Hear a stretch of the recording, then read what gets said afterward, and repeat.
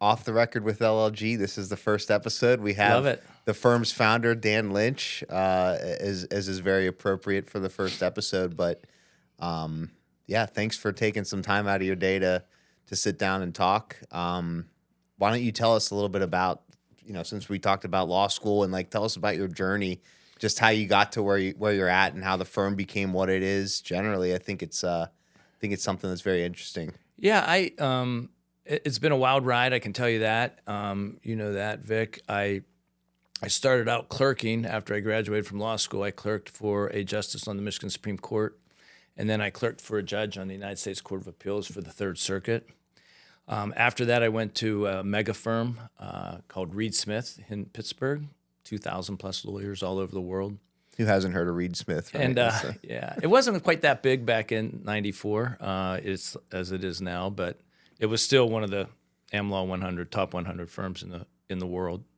But then I during the tech bubble, and you were probably too young to remember this, but in the late '90s, there was this .coms were becoming very popular, and I got recruited by some guys from CMU to help them commercialize some software that they invented. And so it was a tough choice on my part because I was on this partnership track path at Reed Smith, but yet all of my friends were going, working for companies going public and making a ton of money in the market. And I thought, man, I remember thinking that our son Danny had just been born, and I was thinking someday he's going to ask me for some career advice. And if I say to him, I don't know, Danny, I've just worked at Reed Smith my entire life, that's probably not a good answer. Were you a corporate lawyer at Reed Smith? I know. No, I was a litigator. I know you did litigation, but yeah, I never. So you did, but was it corporate deals. Litigation or was just straight commercial? Yeah, commercial litigation. Yeah, yeah. So I jumped. I left. I went to work and I raised $1 million and hired 17 people. And then in April of 2000, the market took a 30% slide, and all of our money sources, venture capital, customers disappeared overnight. So I ended up closing those doors several months later, and I went to work for a much bigger company as in-house general counsel, executive vice president, general counsel, and I ran the legal department. HR reported up through me, facilities reported up through me, security reported up through me, and I reported to the CEO. I did that for a little over a year, and so now I'm 10 years or so into my law career, and I wasn't loving doing what I was doing in-house. I really like running a business.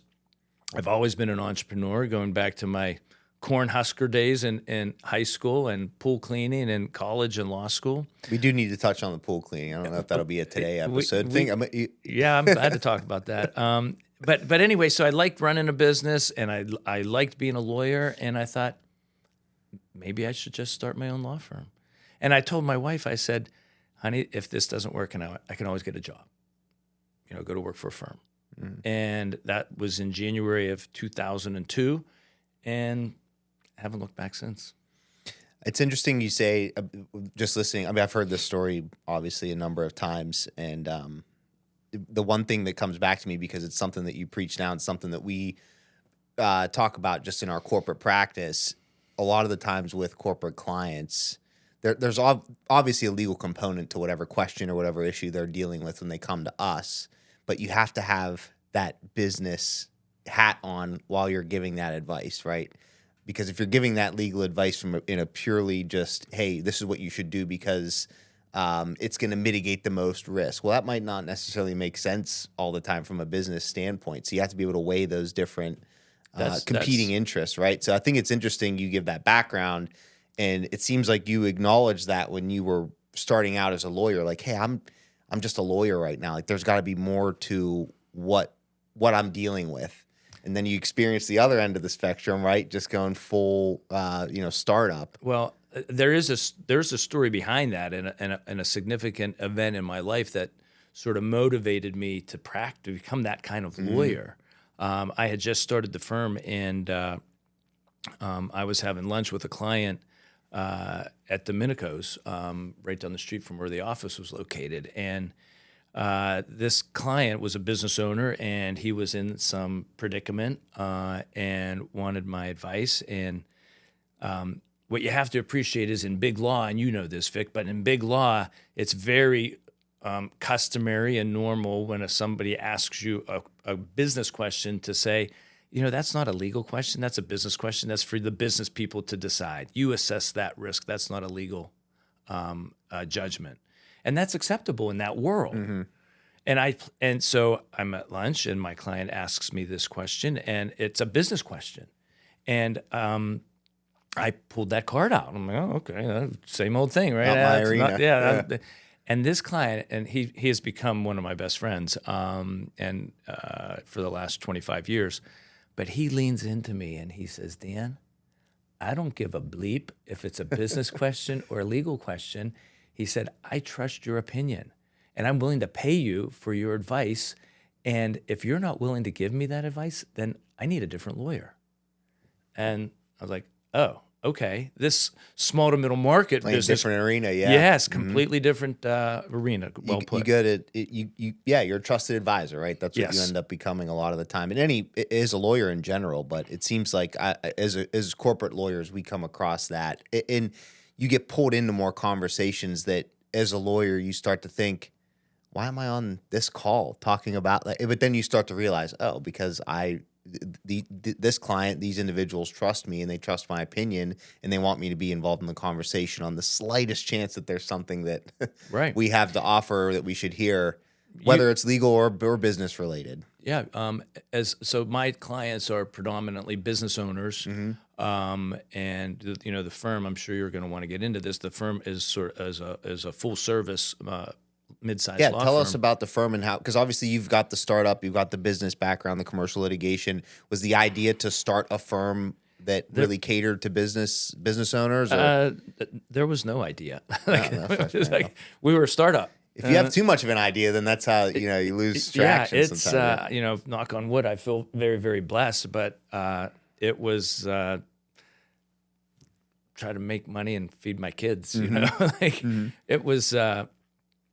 It was kind of a risky move. I had an unemployed pregnant wife at the time, and I call it the second best, dumbest thing I've ever done.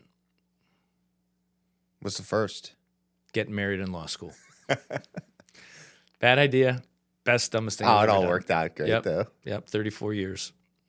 Yeah, so the thing about the firm, and then we could move on, but being business advisors, right? You become your client's consigliere. You become a trusted confidant, and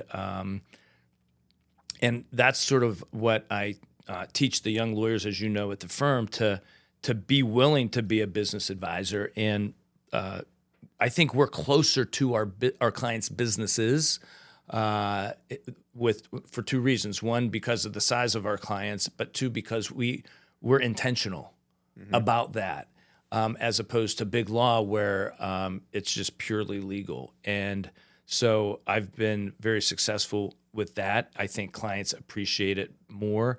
I think it's made me a better lawyer, and so that's what I teach our young lawyers. You're going to be a better business lawyer if you practice this way. Don't be afraid to give business advice. Don't be afraid to get close to your client and your client's business. Yeah. I agree. I mean, that's been my experience too, and kind of as my practice has evolved. What I think is great about the firm that you've created and kind of the environment that we have for our clients is like the ability we have the level of sophistication and the resources for the small to middle-sized businesses to take on whatever they need, but we're still that size where it's a boutique kind of white glove treatment feel, right? Yeah. And very rarely do we have to say, no, we can't help you with that. I mean, occasionally that comes up, but we're not in a situation like some smaller firms are where, they can help with maybe 50% of what a business or business owner needs, and the rest they have to have some resources they can touch on. We can keep everything under one roof, and I think that's kind of how it's evolved. That's what it's evolved into now. Yeah, unless you are a Fortune 1000 company, we could probably handle 99% 50% or more of a business owner's needs. But it was interesting because, I started out as a litigator, but because of, running that software company and being in-house, and then starting to take on more transactional or contract type client projects, I became a hybrid, which is unusual in the law business. Usually people are either a litigator or a transactional lawyer, and I became both, and which I think is one of the reasons why we were able to ramp up as quickly as we did back in those days. But the vision started to evolve pretty quickly, right? I mean, I wasn't even in practice by myself for a couple of months, and I hired somebody because I understood business and I understood leveraging time, and it was way more valuable for me to be practicing law than doing, entering my time or doing my bills or drafting engagement letters, or doing research. You know what I mean? Yep. Like, one of the challenges of being a lawyer is not only do we have to sell the widget, but we have to make the widget. So when you're out there getting the work, you know this, right? You're not in the office doing the work. And when you're in the office doing the work, you're not out there getting the work. So balancing act. It's a concept. So I guess my point is I quickly hired somebody.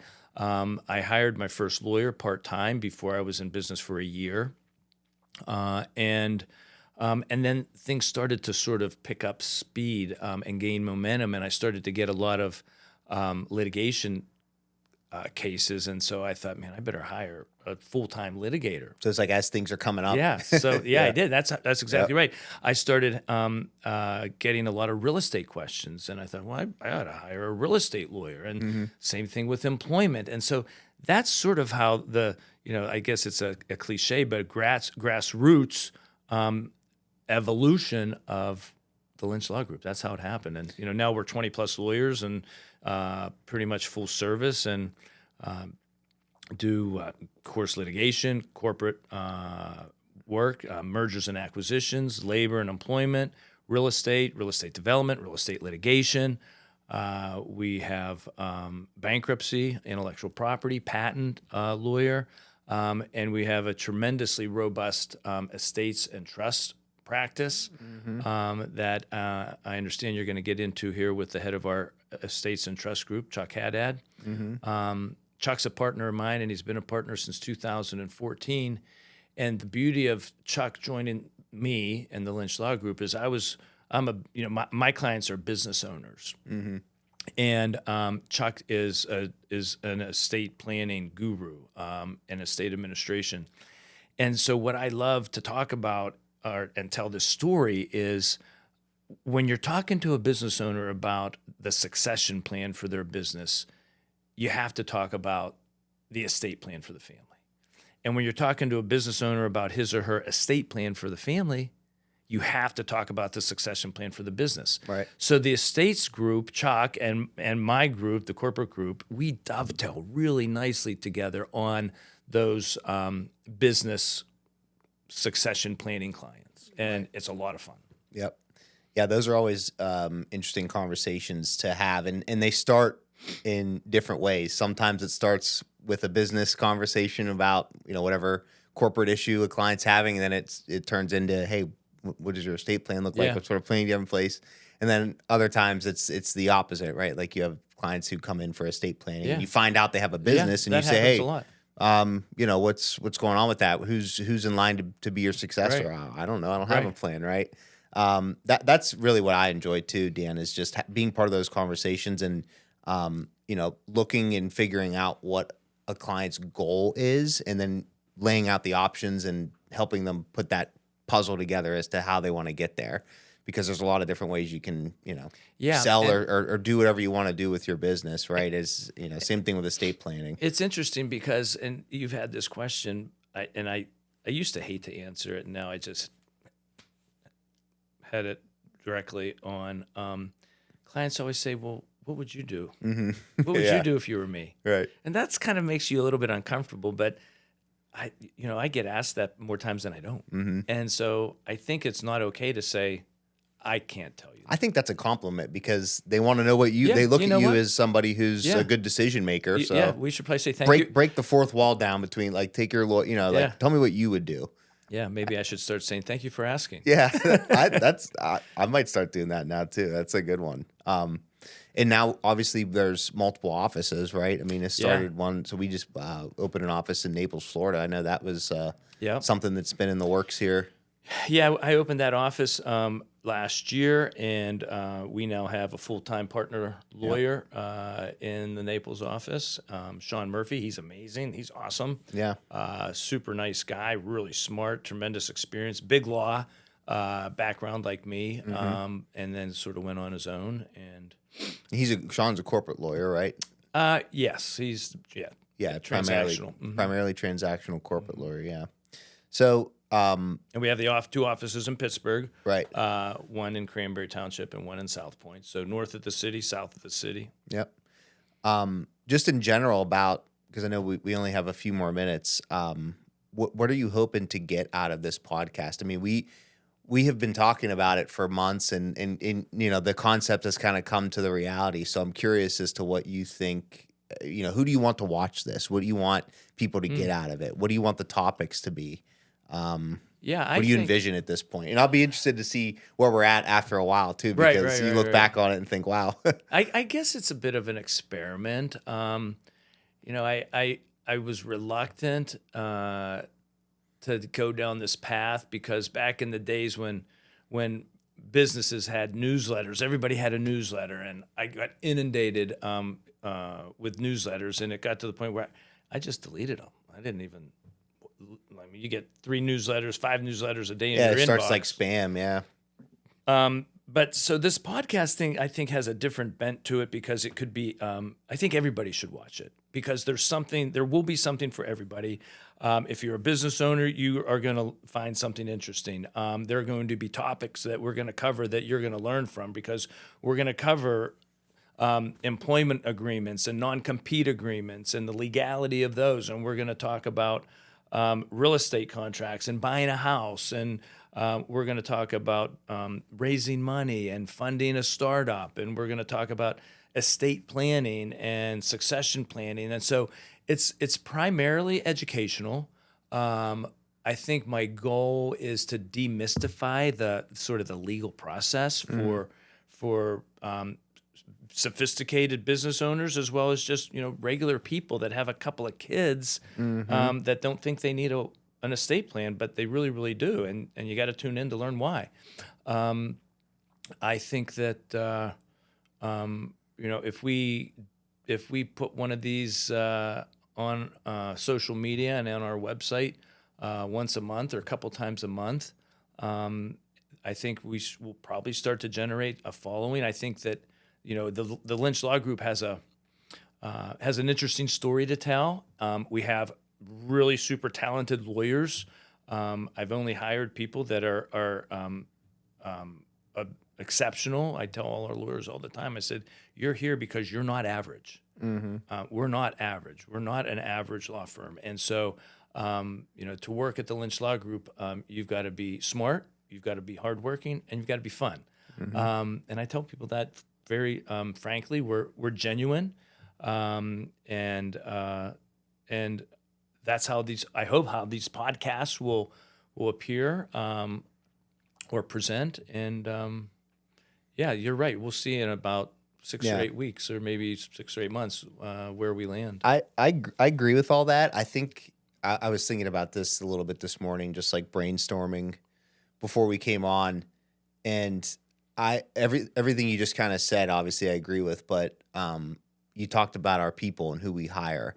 I think that we have the best people, and I am excited and happy to go to work every day with our people, and I'm excited to allow the rest of our viewers, whoever it is, to kind of experience us in the Lynch Law Group and who we are and who our people are. Yeah. Because I think that's everything, right? Yeah. So that's what I'm most excited about, in addition to all the other and stuff. Vic, this is your idea, right? So I'm here because of you, and so I want to say thank you. Oh yeah, of course. I can't take full credit for it though, but it was. Well, it's funny how it developed, right? You've been talking about it, and I guess we talked about it in our leadership team, and it took me finally to get my sort of head, my head wrapped around the fact that we're going to do this. And I, admittedly, a little bit old school. It's hard to stay on top of all these technical It issues is, because yeah. they are coming at me pretty fast, and I've been at it now for 34 years or so. But two things. One, the employees that we have, I think, say a lot about who we are. And it's fun to talk about the Pittsburgh Business Times best places to work. You know this story. We've been nominated to the top 100 or so best places to work in Pittsburgh. I don't know, maybe 8 or 9 times in the last 12 or 13 years. Last year, we were put on the list. Once in a while, there's another law firm on the list, but rarely. Yep. We're usually all by ourselves in terms of law firms on that list. But one of the questions that they ask in the survey, and the employees do the survey. We can't. Right. But the owners can't have an impact on the survey. One of the questions they ask the employees to say is, give us one word that you would use, just one, to describe the Lynch Law Group. And do you remember what it was last year? Was it fun? Yeah, Yeah. we're fun. Right. Like, that's pretty cool.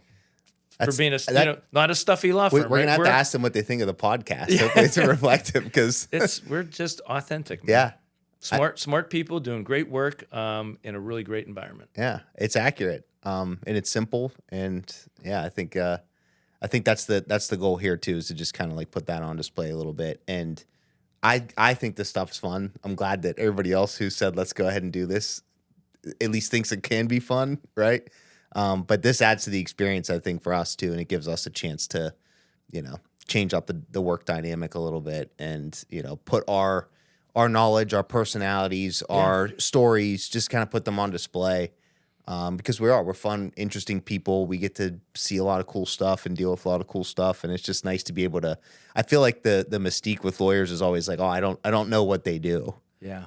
and sometimes I think, man, that's either like because whoever they know that's a lawyer is not doing a lot of fun stuff, or maybe they're just not like they don't have the right personality for it. But I think it's so cool that we think differently and our people think differently, and it's like we're doing a disservice by not sharing that. That's exactly right. I think lawyers sort of have a stereotype that sort of maybe intimidate people, or yeah, that's it. Intimidate people or scare people, and Or it's boring, or it's like, oh, I'm gonna not be able to follow the conversation, right, and like right. And we turn that upside down, I think. I think so too. Yeah, I think we take a lot of pride in giving like practical life advice, that has the legal components to it. It's you can't just be that black and white when it comes to, like you said earlier, dealing with people's families or their businesses. It's nothing is that black and white. Nothing is nothing's going to be so bland that you can't put your own personality into it. And that's what's cool about being a lawyer, at least for me. Everybody says, well, like, what's your typical day like? There is no typical day. Yeah. Every day is different. Every client, similar. Sometimes it's a similar issue, but there's always an angle, right? There's always a bend in the road. There's always something different that makes, keeps us on our toes as advisors and counselors. And I love being a lawyer. I love doing what I do. Yeah, me too. Well, we're going to get to talk about that a lot more moving forward. So thanks for agreeing to sign on and come and talk today. Yeah, and thanks for inviting me to be your first guest. that's it. Yeah, it was an easy choice. All right. All Awesome, right. Vic. Thanks.